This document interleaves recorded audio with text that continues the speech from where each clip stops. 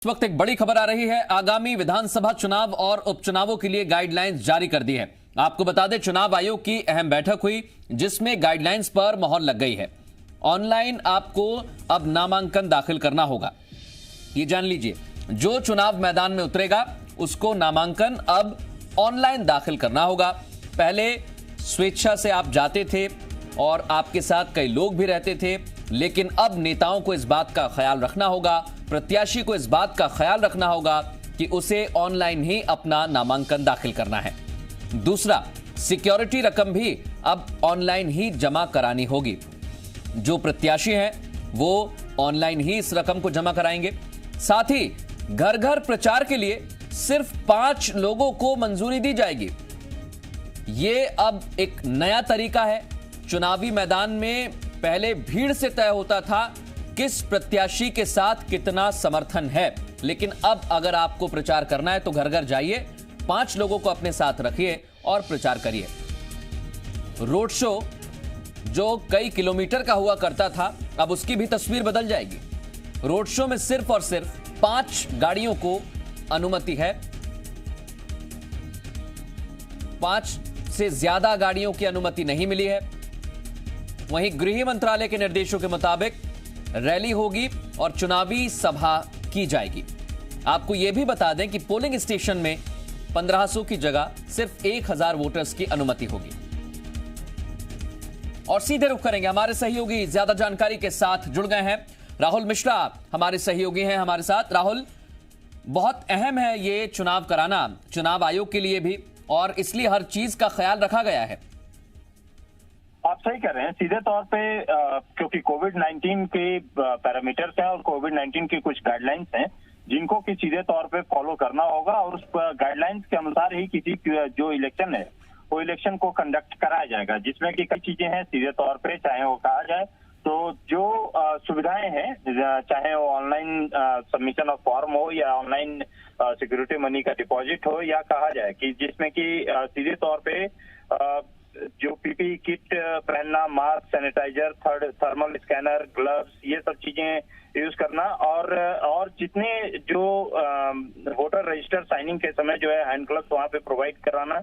उसके साथ ही साथ ईवीएम बटन को भी दबाने के समय, उस समय भी जो भी आदमी जो जाएगा उसको कहीं सीधे तौर पे हैंड ग्लव्स उस समय प्रोवाइड कराया जाएगा, और उसको पहनने के बाद ही ईवीएम के बटन को कोई भी दबाएगा। साथ ही साथ यदि कहा जाए कि सोशल डिस्टेंसिंग का मेंटेन करना, जिसमें कि पब्लिक मीटिंग, रोड शोज के लिए भी जो सुटेबल इंस्ट्रक्शंस हैं एमएचए के द्वारा या state MHA ministry of home affairs और स्टेट के द्वारा जो सुटेबल गाइडलाइंस दिए गए हैं, उसी गाइडलाइंस को फॉलो करते हुए ही कहीं सीधे तौर पे पब्लिक मीटिंग और रोड शोज को भी यहाँ पे करना है। साथ ही कंटेनमेंट के जो गाइडलाइंस हैं, जो उनके भी कहीं सीधे तौर पे उस पे भी फॉलो करना है। और कमीशन ने जो डोर टू डोर कैंपेन है, अब डोर टू डोर कैंपेन में आप देखते होंगे कि ढोल झाल नगाड़ों को लेकर के लोग निकलते थे जब कहीं सीधे तौर पे वहां अपने डोर टू डोर कैंपेन करने के लिए, तो वहां भी 5 ही, एक प्रत्याशी के साथ में 4 आदमी, मतलब कि 5 आदमी ही डोर टू डोर कैंपेन में जा सकते हैं और वहां पे जाके कैंपेनिंग अपना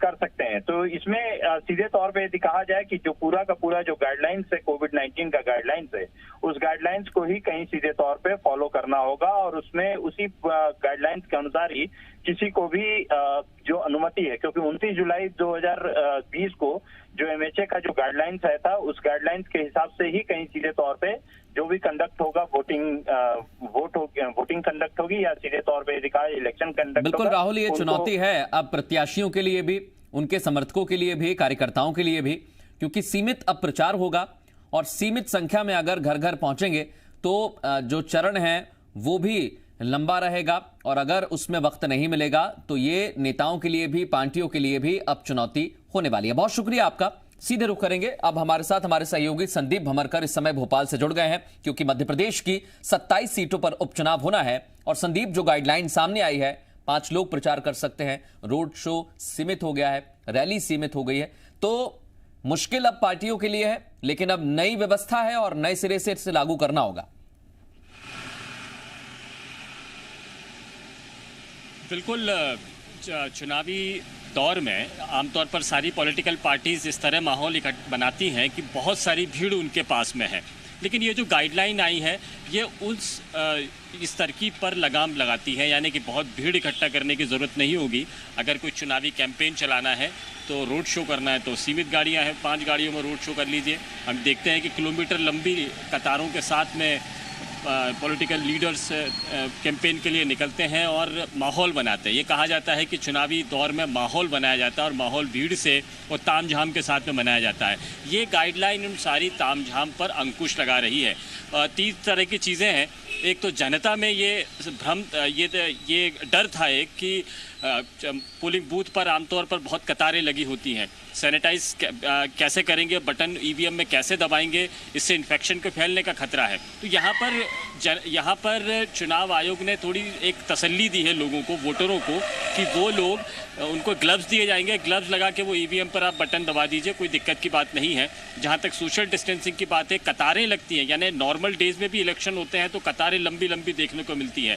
सोशल डिस्टेंसिंग के आधार पर, यानी 2 गज की दूरी के आधार पर अगर कतारों को लगाया जाए तो कतारें बहुत लंबी हो सकती हैं, लोगों को इंतज़ार ज़्यादा करना पड़ सकता है। तो ये देरी एक वजह हो सकती है कि जो लोगों में भ्रम आए और जो पोलिंग बूथ की तरफ जाने का जो उनका रुझान होता है, झुकाव होता है, वो थोड़ा सा आकर्षण कम हो। इसमें नेक्स्ट चीज़ जो है पॉलिटिकल पार्टीज़ के लिए, जिसमें 2 तरह की चीज़ें हैं, प्रत्याशी, बड़े नेता और कार्यकर्ता। बड़े नेता और कार्यकर्ताओं को ये सख्त कह दिया गया है कि आप बहुत भीड़ इकट्ठी नहीं करेंगे।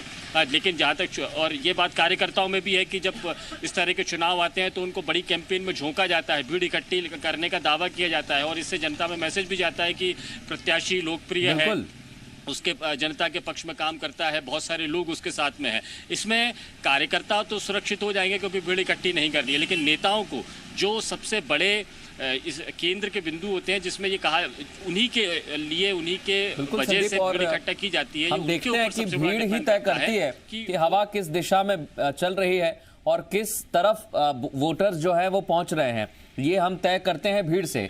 लेकिन अब वो स्थिति नहीं है, अब स्थिति बदल गई है। एक और चीज है संदीप, पोलिंग स्टेशन है जहां पर 1500 की जगह सिर्फ 1000 वोटर्स को अनुमति है। जैसा हमने कहा और सुना भी कि सोशल डिस्टेंसिंग का पालन करना होगा, तो क्या पोलिंग स्टेशंस भी बढ़ाए जाएंगे? और अगर वो बढ़ते हैं तो जैसा हम कह रहे हैं, सोशल डिस्टेंसिंग से वक्त भी ज्यादा लगेगा, संख्या भी ज्यादा होगी, तो ये चुनौती तो है।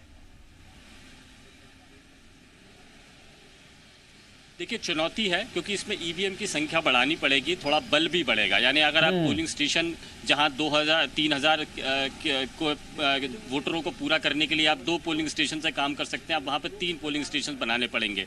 भवनों की कमी नहीं है, जिस स्कूल में 2 या 3 हॉल आरक्षित कर लिए जाते हैं वहां पर 1 हॉल और आरक्षित किया जा सकता है, बहुत दिक्कत की नहीं। लेकिन अमला जो जुटाया जाएगा वो थोड़ा सा प्रशासन के लिए, चुनाव आयोग के लिए मुश्किल भरा दौर जरूर हो सकता है।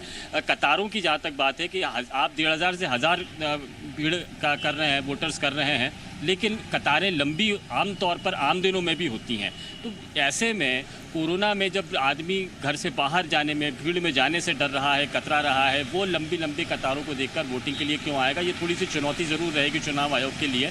लेकिन ये आने वाले वक्त में देखते हैं किस तरह संक्रमण रहता है और लोगों की क्या धारणाएं कोरोना के मामले में बनती है। ये थोड़ी सी परेशानी की बात रहेगी। यहाँ पे सबसे बड़ी चुनौती जो है मृदुल, वो पॉलिटिकल पार्टीज के लिए है कि वो इस वक्त में कैसे भीड़ को कम रखकर जनता के बीच में अपनी बात पहुंचाएंगे। और ये बात सभी जानते हैं, चाहे पॉलिटिकल पार्टीज के नेता हो या फिर आम आदमी, कि चुनाव में संदेश दिया जाता है। मुझे लगता है कि नेताओं के लिए चुनौती भी होगी और एक हिदायत भी होगी, क्योंकि जैसा हम सुनते आए हैं, देखते आए हैं कि अभी तक तो ऐसी कहीं भी तस्वीर नजर नहीं आती है। बहुत सारे नेता हमें संदीप नजर आ रहे हैं जो बड़ी बड़ी सभा कर रहे हैं और भीड़ भी उनके पास पहुंच रही है, मास्क भी नहीं लगा रही है, सोशल डिस्टेंसिंग की धज्जियां उड़ा रहे हैं। लेकिन उन पर अब किस तरह से कार्रवाई होगी और वो उस भीड़ को कैसे कंट्रोल करेंगे, ये देखना होगा।